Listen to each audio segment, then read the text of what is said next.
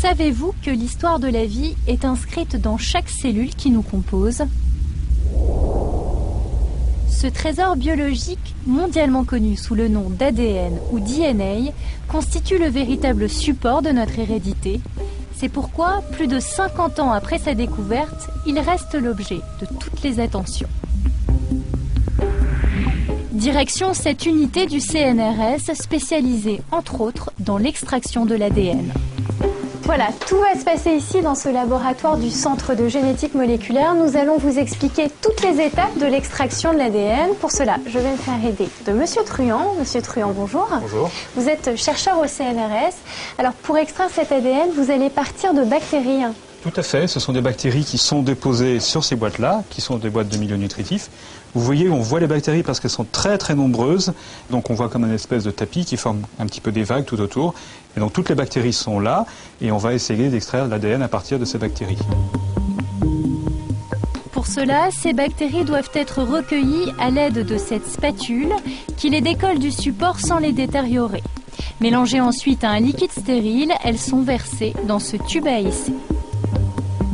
Donc là, je vais prendre le tube qui contient les bactéries et le liquide qui a commencé à fragiliser la membrane, la paroi de la bactérie. Donc je vais la plonger dans l'eau bouillante, ce qui va avoir pour effet de faire exploser la bactérie. Et cette bactérie, une fois qu'elle aura explosé, elle va libérer tout son contenu dans le milieu, à la fois l'ADN qui nous intéresse et à la fois des protéines ou tout un tas de molécules qui sont à l'intérieur. Et le fait de les mettre dans l'eau bouillante va faire que toutes les protéines vont faire comme un peu du blanc d'œuf, elles vont se rassembler ensemble, former quelque chose de blanc. Et par contre, l'ADN, lui, va rester dans le liquide sous forme transparente. Le résultat est concluant, mais la solution doit encore subir l'étape de la centrifugeuse. Lancé à plus de 18 000 tours par minute, cet appareil va entraîner une séparation encore plus nette entre l'ADN et les autres constituants. Voilà le tube. Merci. Donc, voici le tube de la centrifugeuse. Nous n'avons récupéré que le liquide qui est censé contenir l'ADN. Alors, pour vérifier qu'il y a bien de l'ADN, il y a une technique très simple, Monsieur Truand. On va verser de l'alcool et vous allez voir ce qui se passe. Sous la surveillance de Gilles, je me lance donc dans cette manipulation. Il s'agit de verser lentement le long de la paroi une solution d'alcool qui doit normalement réagir au contact de l'ADN. Voilà. Alors, Monsieur Truand, qu'est-ce qu'on peut voir dans ce tube ? Alors là, vous avez l'alcool que vous avez déposé. En bas, vous avez le liquide qui contenait normalement l'ADN. Et à l'interface, on voit une espèce d'un petit disque qui ressemble à du coton, qui est blanc, et qui est en fait de l'ADN qui vient de précipiter à l'interface entre l'alcool et la solution ici.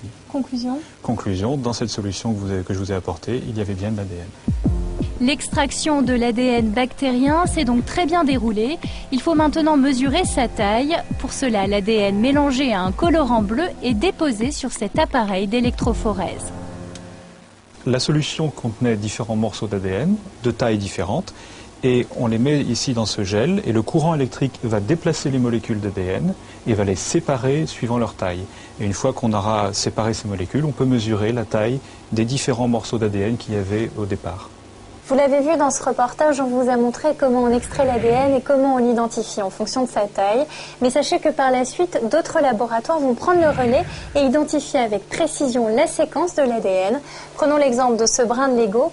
Des machines ultra perfectionnées vont être capables d'identifier l'enchaînement des couleurs, de savoir qu'une base verte existe, ensuite une base jaune, une base bleue, une base rouge, etc. Toutes ces techniques permettent aujourd'hui aux scientifiques d'avoir une parfaite connaissance du génome humain.